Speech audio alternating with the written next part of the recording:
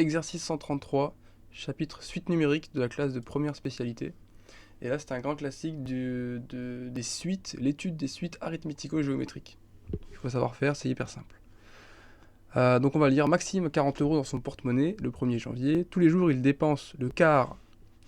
On va faire genre d'entourer les moins importants. Il dépense le quart de ce qu'il a dans son porte-monnaie. Et puis il retire 25 € dans le distributeur pour les remettre dans son porte-monnaie. Donc en gros, ça veut dire son porte-monnaie se vide d'un quart, puis on rajoute 25. Il se vide d'un quart, on rajoute 25, etc. On continue comme ça tous les jours. Donc ça veut dire au début, on a dit 40 €. Hein. Donc U0 égale 40. Question 1, combien aura-t-il dans son porte-monnaie le 2 janvier au matin? Donc en gros, U1. U1 égale combien?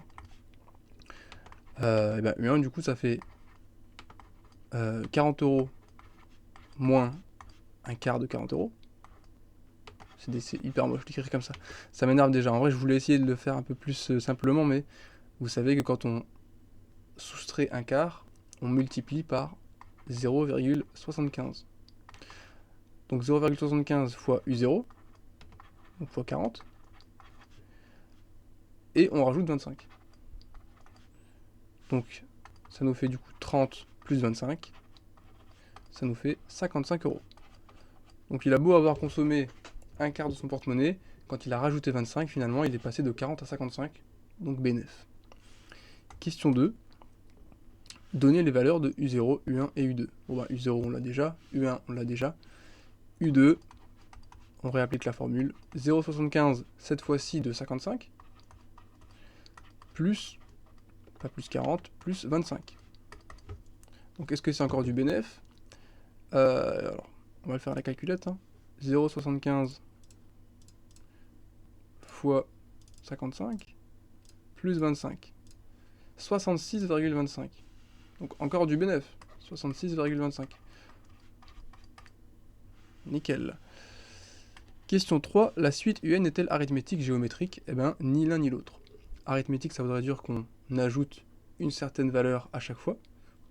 Ici, on ajoute 25, mais on ne fait pas que ça. Et géométrique, ça veut dire on multiplie par une certaine valeur. Ici, c'est arithmético-géométrique. C'est les deux en même temps. Arithmético-géométrique. Question 4. Justifier que pour tout n naturel, un plus 1 est égal à 0,75 un plus 25. Alors, on pourrait faire une récurrence. Est-ce que j'ai envie de le faire? Non, je juge pas ça nécessaire. En vérité, c'est du bon sens. On pourrait faire une phrase justificative. On peut aussi faire une récurrence. Je vais essayer de l'expliquer rapidement. L'initialisation U0, bah, on expliquerait que U1, c'est bien ça, par une phrase. Et l'hérédité, on dirait que une fois que j'ai UN dans mon porte-monnaie, je multiplie UN par 0,75, j'ajoute 25, je retrouve UN plus 1. Voilà. En vérité, c'est plus du bon sens. Depuis le début, on a compris que la formule, ça allait être celle-là. Question un peu bête. Donc question 5, soit Vn la suite définie par Vn est égal à Un moins 100. Pourquoi 100? Ça sort pas de nulle part. Hein. On va d'abord faire l'exo et après je vais expliquer pourquoi. C'est toujours la même chose dans les exos d'arithmético-géométrique. Donc d'abord, question 1, démontrer que Vn est une suite géométrique de raison 0,75. Ben on y va. Pour montrer qu'une suite est une suite géométrique, on va faire Vn plus 1. Et on va voir si c'est combien. On va voir si c'est un nombre de fois Vn. Donc Vn plus 1, ça fait Un plus 1 moins 100. Ça nous fait du coup 0,75 Un plus 25 moins 100. Ça nous fait 0,75 Un moins 75. Et ça c'est quoi? Ça c'est 0,75. Alors faut avoir l'œil. Faut avoir l'œil, faut avoir un petit peu l'expérience. 0,75 facteur de Un moins 100. Bah oui. Si je redéveloppe, ça marche bien. Faut avoir l'œil. Si on n'a pas l'œil, on peut faire, mais c'est un peu plus moche.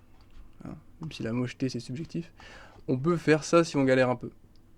On peut faire ça, on va trouver à la fin, ça fait 0,75. Mais bon, on n'aime pas trop diviser en maths parce qu'on sait jamais si on divise par 0. Bah super, on a trouvé que c'était du coup 0,75 fois Vn, pardon. Parce que ça c'est Vn. Et donc, Vn est bien une suite géométrique de raison 0,75. déterminer la valeur de V0.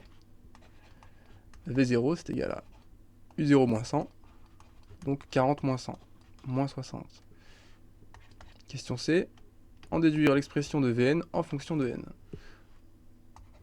On connaît l'expression d'une suite géométrique, elle s'écrit comme V0 fois Q puissance n.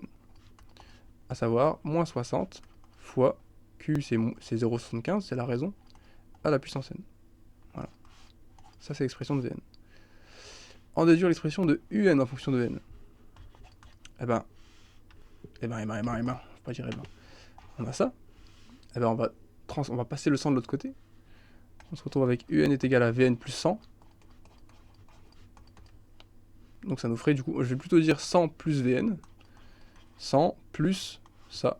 Donc finalement 100 moins 60 fois 0,75 à la puissance n. Voilà l'expression de Un. Dernière question. Combien aura-t-il dans son porte-monnaie le 15 janvier au matin? Le 15 janvier, ça correspond à n égale combien? Alors, on avait dit le 1er janvier au matin, c'est U0, n égale 0. Donc le 15 janvier, n égale 14. Normalement, si je dis pas de bêtises, c'est ça.